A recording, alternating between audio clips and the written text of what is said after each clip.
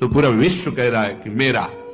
अब केवल प्रभु प्रभु, ये सब भिखारी हैं, स्वार्थ के भिखारी।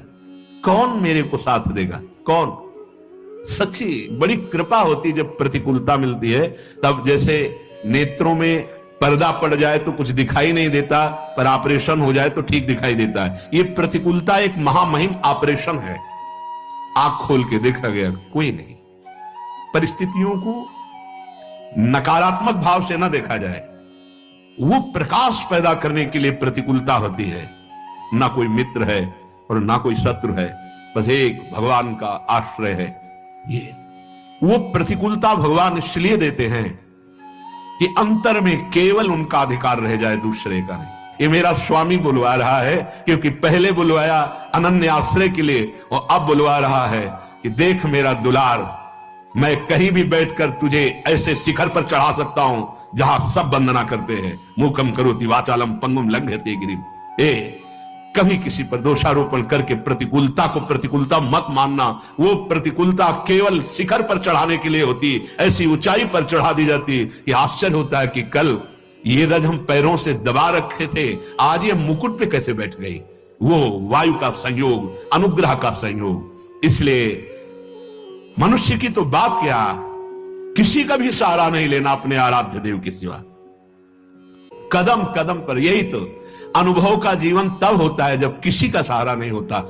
हम चाहे भी सहारा लेना तो कोई बनता नहीं है सहारा, कोई नहीं बनता। उसका कौन सहारा बनता है जिसका संसार में किसी भी गुण से संबंध नहीं है? कौन सहारा बन? कोई नहीं। सच्ची मानिए, बड़ा भ्रम है कि हमारा कोई मित्र है और या हमारा कोई सहयोगी है। इस भ्रम को मिटा दीजिए। सच्चा मित्र केवल एक मात्र आराध्य देव है। ये समझ में आ गया तो छाती फूल जाएगी और चौड़ी छाती करके विश्व में सीम की चाप सके को तासु, बड़ रखवार रमापति जासु। ये हम कृपा की बात कह रहे हैं। कभी किसी को नीचा मत समझना। वो मालिक का एक दिया हुआ पार्ट है। वो उस समय की लीला है केवल। वो कुछ क्षण उसके अभिमान को रौंदने के लिए, वो दैन्यता प्रदान करने के लिए लीला है। इसके बाद ऐसा उठेगा कि कोई छू नहीं सकता। बिल्कुल हृदय में जब प्रतिकूलता बाहर से मिले तो प्रसन्न होना कि अब ऊंचाई पर चढ़ने की सीढ़ी मिल गई और ऐसी ऊंचाई पर चढ़ाया जाएगा। सच्ची आपसे कहते हैं, भगवान के सिवा अगर किसी का सहारा मन में है तो धोखा ही मिलेगा। और जिसे केवल एकमात्र इष्ट का सहारा, उसे बाहर से कोई पहचान नहीं सकता। और वो एक क्षण में इतनी ऊंचाई दे सकते हैं कि जो करोड़ों जन्मों की साधना से नहीं मिल सकती। सच्ची मानना तो आश्चर्य होता है, ऐसा कैसे हो सकता है? वो कर तुम है, वो अकर तुम है, वो अन्यथा कर तुम है। वो सर्व समर्थ ईश्वर है और ये उसका दास है। दास की उदासी को देखकर हंसना मत, क्योंकि वो उस महान का सेवक है कि जिस दिन नजर घूम गई उस दिन सबकी नजरें वहीं लग जाएंगी जिसको उदासीन भाव से देखा जाता था। हरि प्रताप बल गिनत न काहू, निडर भय सब चेरे। जो वास्तविक भगवत दासत्व की ठसक में आ गए वो निडर हो जाते हैं, उनको काल का भी डर नहीं होता। इसलिए सब तजी तू शरणागति आए, दृढ़ करि चरण गहेरे। शूरदास प्रभु तुम्हारे मिले ते, पाए सुख जो घनेरे। हे प्रभु, आपने मुझे अपना शरणागत बना लिया। अब तो मैं दृढ़ता पूर्वक आपके चरणों को ही पकड़ लिया। सूरदास जी कहते हैं कि हे प्रभु, तुम्हारे मिलने से जो मुझे सुख मिला, मिलने का मतलब आपके चरणों का आश्रय लिया, आपका नाम का आश्रय लिया। बोले ये घनेरा सुख है, घनीभूत, जिसमें दुख का प्रवेश ही नहीं हो सकता। आप बाहरी दुखों को लेकर परेशान रहते हैं। उसने ये कह दिया, उसने ये कह दिया, शरीर रोग से ग्रसित है और व्यवस्थाएं ठीक नहीं। ये सब बाहरी बात है। एक बार तो परीक्षा दे दे और पास हो जा। हर परिस्थिति में प्रभु के प्रियाजू के चरण न भूले, फिर आप परिणाम देख लेना। पाए सुख जो घनेरे, ऐसा घनीभूत सच्चिदानंद सुख इन परलोक, पीछे के पद में था। और महाप्रभु हरिवंश चंद्र जी ने कहा है कि इस लोक में भी परलोक में परम सुख का निश्चित विश्वास करो। इसलिए श्रीपाद कह रहे हैं, ये जो अलमिह वितर्क जालय है, अब ये तर्क वितर्क का जाल छोड़ो, मोह जाल के काटने के लिए भगवत कृपा से सत्संग मिलेगा, उससे विवेक मिलेगा, विवेक से मोह का नाश करो और उड्डी एवं विहंगा पत वृंदा काननम रुचिरम, वृंदावन में आ जाओ, जितने घंटे वास करो बहुत महान है। जो सप्तपुरियों में आजीवन वास करने से प्राप्त होता है वो यहां 24 घंटे वास करने से प्राप्त हो जाएगा। ये श्रीपाद ने कहा, एक बार यहां के पुष्प को सूंघ ले प्रसादी, एक बार बिहारी जी से नेत्र मिला ले राधा वल्लभ लाल से, और एक बार इस भूमि में मस्तक रख दे, वो कभी नरक नहीं जाएगा। श्रीपाद कह रहे हैं और ये बड़े बड़े महानुभाव कह रहे हैं, श्रीधाम वृंदावन की एक कण रज का अगर तुम्हारे शरीर में लग गया है जीवन में कभी, तो यमदूत तुम्हें स्पर्श नहीं कर सकते। ये ब्रजरज, ये वृंदावन रज है, इसकी महिमा कहीं भी रज की महिमा आप नहीं सुनेंगे, लेकिन ये ब्रज रज की महिमा संपूर्ण शास्त्रों में जय घोष को प्राप्त हो रही। फिर वृंदावन रज, ये तो महारानी जी के चरण चिन्हों से युक्त भूमि है, एक से एक प्रेमी महाभागवतों के आंसुओं से भीगी हुई ये भूमि है, ये प्रेम भूमि है, जहां प्रवेश करते ही उद्धव का ज्ञान धूल धूसरित हो गया, जो बृहस्पति के समान ज्ञानी, क्योंकि गुरु अपने शिष्य को समान ज्ञान प्रदान करता है। बृहस्पति जी के शिष्य श्री कृष्ण के मित्र, ये प्रसंग चल रहा था, कस्तरती कस्तरती मायाम, माया से कौन तरता है, कौन तरता है, तो उत्तर हुआ था यो संगास त्यजति यो महानुभावों सेवते निर्ममो भवति। दो की व्याख्या हुई थी, संगास त्यजति विषय संग, भोगी पुरुषों का संग, जिनके संग से हमारी मति व्यसन में फंस जाए, गंदे आचरण में फंस जाए, गंदी बातों में फंस जाए, ऐसे लोगों का संग नहीं। जो हमारी आंतरिक वृत्ति प्रभु से विमुख कर दे, प्रियालाल के चिंतन से रहित कर दे, उस वृत्ति का संग नहीं। यह हुआ संगास त्यजति। दूसरा महानुभावम सेवते, महापुरुषों का संग माया से तरने के लिए अमोघ बात है। जिसका अंतिम जन्म होता है उसे संत समागम प्रभु प्रदान करते हैं। यो महानुभावम सेवते, पर महापुरुषों की सेवा में ममता बहुत बड़ी बाधा है, इसलिए निर्ममो भवति, ममता रहित होना अत्यंत आवश्यक है। ये ममता एक ऐसी बड़ी बाधा है कि भगवत कृपा से जो महात्माओं का संग मिलता है तो ये ममता से बंधन युक्त हुआ मन उनकी अवज्ञा कर देता है, अवहेलना कर देता है। बहुत सूक्ष्म विषय है। जीवन में वो अवहेलना जो तुम्हारी ममता तुम्हें हर कदम नीचे गिराएगी, कभी ऊंचे नहीं उठा सकती। और अगर गुरु की ममता, तो ममता का भी पोषण होता और समता का भी पोषण होता, और प्रियालाल की प्राप्ति में कोई बाधा पहुंचा दे ऐसा पैदा नहीं हुआ। तुम खिलवाड़ समझते हो? गुरु कृपा ही केवलम, भगवान अपनो परण विसार, भगत को पूरो परण निभाऊं। आज्ञा पर जीवन भस्म कर देना, महत्व अपना मिटा देना, भगवत प्राप्ति के प्रेम रंग में खेलना होता है। खिलवाड़ समझ रखा है। इस मार्ग में भगवान की कृपा से जब यो संगास त्यजति, सब संगों का त्याग करता है गुरु कृपा से, तब महानुभावम सेवते, महानुभावों का संग मिलता है। फिर संपूर्ण सृष्टि का मालिक अपना प्रण भूल सकता है लेकिन अपने जन का प्रण नहीं भूल सकता। तुम्हें सिर्फ आज्ञा पालन करना है, बाकी का सब हमारा आराध्य देव देखेगा। नहीं, आप ममता का पोषण करके तो देखते रहो, तुम अपनी ममता की सुरक्षा भी नहीं कर पाओगे और परमार्थ की समता को जांच भी नहीं पाओगे। पूरे जीवन की उन्नति में आग लगा दी। अब कदम पीछे नहीं, आगे बढ़ेगा। और जब आगे बढ़ेगा तो ध्रुव जी ने कहा, मेरी मां का क्या हुआ प्रभु, मैं तो दिव्य सिंहासन पर जा रहा हूं। बोले, आगे जो चमकता हुआ विमान जा रहा है उस पर तुम्हारी मां विराजमान है।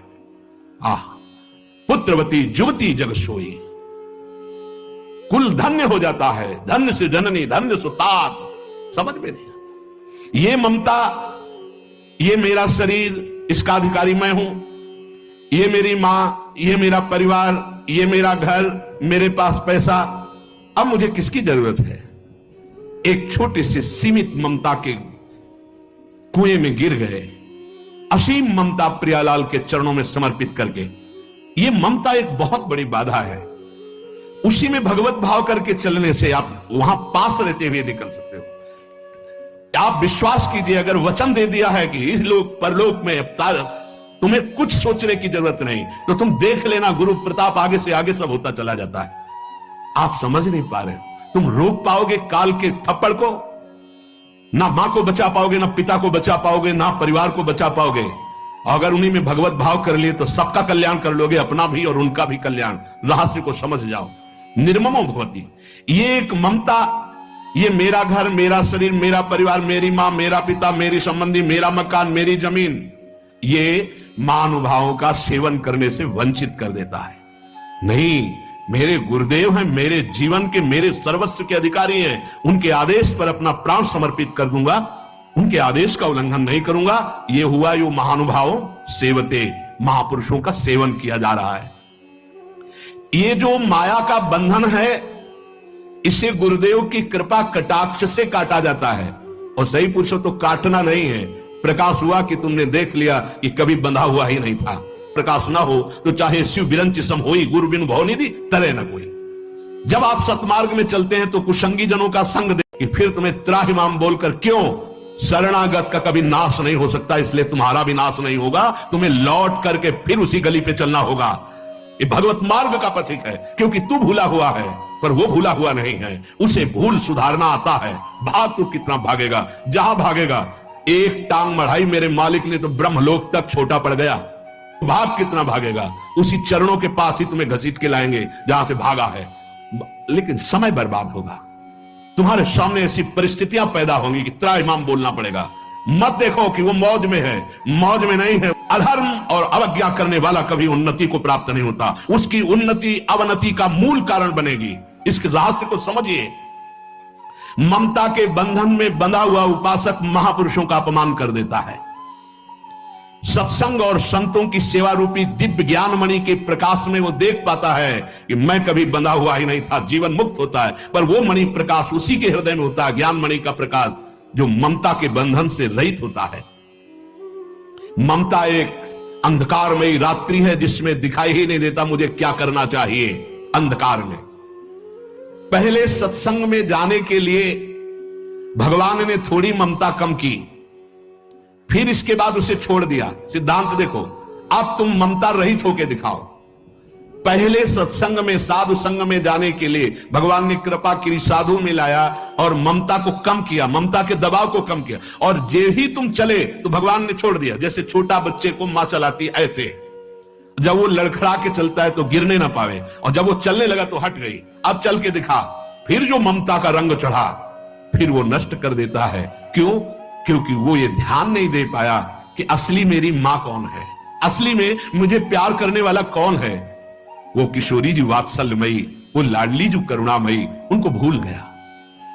मन को प्रसन्न करने के लिए उस महान को त्याग कर दिया। त्याग कैसे होता है? अपने मन की बात मानना और गुरुदेव की मन की बात मानना, ये दो मार्ग हो गए। गुरुदेव के मन की बात मानना प्रियाजू की प्राप्ति का मार्ग है। अपने मन की, ये बेईमान मन, ना जानो छिन कवन बुद्धि घटे प्रकाशित, अभी तो कह रहा है परमार्थ, थोड़ी देर में यही मन कहेगा भोग। हम क्या क्या इसकी बात मानेंगे? नहीं, हम वो बात मानेंगे जो गुरुदेव कह रहे हैं। बोले सदगुरुदेव की शरण होकर उनकी सेवा में रहना। सदगुरुदेव का प्रताप जब उदय होगा तो साधु चरणों में प्रीति हो जाएगी। गुरु सोई जो साधु सेवावे, और साधु सोई जो विषय छुड़ावे। हरिराम व्यास जी कह रहे, गुरुदेव का प्रभाव क्या होगा? प्रत्येक संतों के चरणों में तुम्हारी अपार श्रद्धा हो जाएगी। ये गुरु प्रताप उदय होता है। वही गुरु है जो संतों की सेवा में अपने शिष्य की रति पैदा कर दे। जैसे अपने आचार्य और जिन जिन रूपों में, आचार्य रूपों में भय, तो दास दासोहम की ही पद्धति स्थापित की। अगर संतों के प्रति दासत्व भाव नहीं है, कुछ ऐसे जन होते हैं जो अपने गुरुदेव का तो आदर करते हैं पर अन्य संतों की अवहेलना करते हैं, निंदा करते हैं। वो ये नहीं समझ पा रहे कि मैं अपने गुरुदेव की ही अवहेलना कर रहा हूं, क्योंकि समस्त हृदयों में गुरुदेव ही विराजमान है। कभी वो सच्चे गुरुदेव प्रसन्न ही नहीं हो सकते जो अन्य भक्तों, वैष्णवों की, संतों की अवहेलना करे और सोचे हमारे गुरुदेव हम पर प्रसन्न। कभी वो गुरुदेव प्रसन्न नहीं हो सकते, कभी नहीं हो सकते। सब संतों की जय, सब संत भक्तों की जय, तो गुरुदेव अपने आप पर प्रसन्न हो जाएंगे। सातों सम्मोहिमय जग देखा, मोते अधिक संत कर लेखा, जाने संत अनंत समाना। बहुत महिमा वर्णन की गई। तो संत समागम श्री गुरु सेवा, यह अमृत रस पियो, ये अमृत रस है। कभी एक क्षण भी जो गुरुदेव के चरणों की सेवा में या संत समागम में व्यतीत किया, वो क्षण तुम्हें इस भव समुद्र से बचा लेगा, निकाल लेगा। विश्वास करो, वो क्षण कभी व्यर्थ नहीं जाएगा जिनकी गुरु सेवा बन गई। बड़े भाग्यशाली जिनको गुरु चरणारविंद की आज्ञा में रहने को मिला। संत समागम ये दुर्लभ वस्तु। संत समागम हरिकथा तुलसी दुर्लभ दोए। अगर रोज हमें संत समागम सत्संग मिल रहा है, आप बहुत बड़े भाग्यशाली और धनी हैं। सूरदास धनी भाग ताहि को, जो हरि चरणन चित्त दियो। गुरु सेवा, संत समागम, इसका विशेष फल है कि आपका चित्त हा हरि रा राधा प्रिया प्रीतम के चरणों में निरंतर के लिए जुड़ गया। बड़े भाग्यशाली हैं जो जिह्वा से नाम रटने लगे। ये संत कृपा, गुरु कृपा का फल है। नाम रे मन राधा नाम कही लीजे, राधा नाम कही लीजे, गुरु के वचन अटल करी मानो, साधु समागम कीजे। रे मन राधा नाम कही लीजे, पढ़िए गुनिए भक्ति भागवत, और कहा कथि कीजे, राधा नाम बिन जन्म बाद है, वृथा जीवन कह जीजे। श्री सूरदास जी के, अय मन, बहुत तूने विषय चिंतन किया, बहुत भोगों में भागा, अब राधा नाम का चिंतन कर। सच्ची कह रहे, हृदय की बात कह रहे, मान लीजिए, मान लीजिए बस। जैसे भक्तमाल जी में लिखा है कि लाख बार हरि हरि कहा है। अगर लाख बार हरि हरि जपो और एक नाम किसी भगवत प्रेमी महात्मा का ले लो, तो लाख बार हरि हरि का फल मिल जाएगा।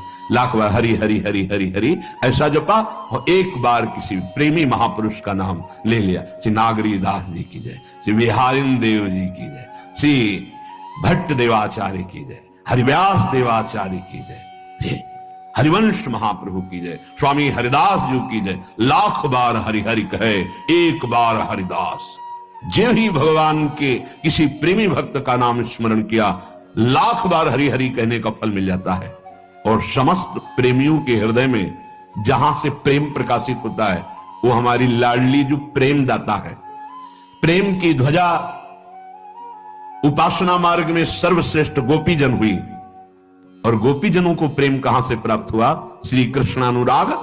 बोले यत्पाद पद्म नख चंद्र मणिच्छटाया, विस्फूर्जितम किमपि गोपवधू स्वदर्शी, पूर्णानुराग रस सागर सार मूर्ति, साराधिका मयि कदापि कृपाम करोतु। जिनको नारद जी कहते हैं यथा ब्रज गोपी का नाम प्रेमी हो, तो ब्रज गोपियों जैसी प्रेम भक्ति की चरम सीमा का उदाहरण ब्रज गोपी। कहां से प्रेम आया? बोले यद पाद नख चंद्र मणि छटाया। जिन स्वामिनी जी के चरणारविंद के नख की कांति का किंचित प्रकाश गोपियों के हृदय में हुआ, तो गोपी प्रेम की ध्वजा हो गई। कहीं किसी के भी हृदय में प्रेम प्रकाशित होता है, तो अव्यक्त रूप से या व्यक्त रूप से हमारी प्रियाजू की ही कृपा होती, क्योंकि प्रियाजू प्रेम समुद्र का सार प्रेम दाता है। जहां प्रेम के समुद्र लालजू स्वयं याचना करते हैं प्रेम की, वो हमारी लाल